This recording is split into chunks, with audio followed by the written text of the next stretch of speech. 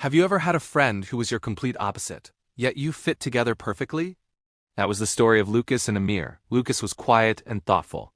Amir was loud, funny, and always bursting with energy. They were like two puzzle pieces from different boxes that just clicked. Their special place was an old wooden bridge near their village. It wasn't fancy, but it was theirs.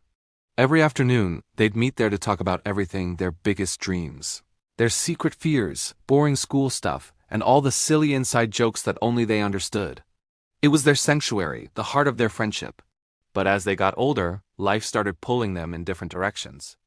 Lucas, the quiet dreamer, got accepted into a prestigious school in the big city. It was everything he'd ever worked for. When he shared the news with Amir, he saw his best friend's bright smile flicker, just for a moment, before it returned. "That's amazing, man." "Seriously," Amir said, but his voice had a crack in it that Lucas couldn't ignore. The weeks leading up to Lucas's departure felt strange. Their meetings at the bridge grew shorter, the laughter a little more forced. An unspoken fear hung between them. What would happen to their friendship once an entire city stood between them? Then, just 2 days before Lucas was set to leave, a massive storm tore through their village. It was a fury of wind and rain, snapping trees and damaging homes. And in the chaos, the old wooden bridge, their bridge, was washed away, collapsing into the raging river below. When Lucas heard, his heart sank. He ran through the downpour, his feet splashing through puddles, until he reached the riverbank. Amir was already there, soaked to the bone, just staring blankly at the splintered wood being carried away by the current.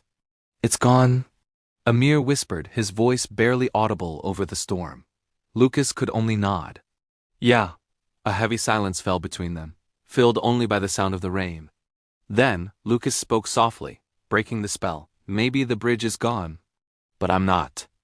I'm going to the city, but I'm still your friend. That won't ever change." Amir looked up, his eyes glistening in the dim light. "Promise?" he asked, his voice filled with a childlike hope. "I promise," Lucas replied, holding out his pinky.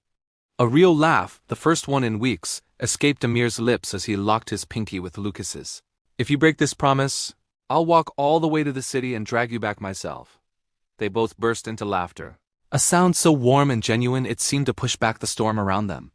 In that moment, standing in the rain beside their broken bridge, their friendship felt more unbreakable than ever.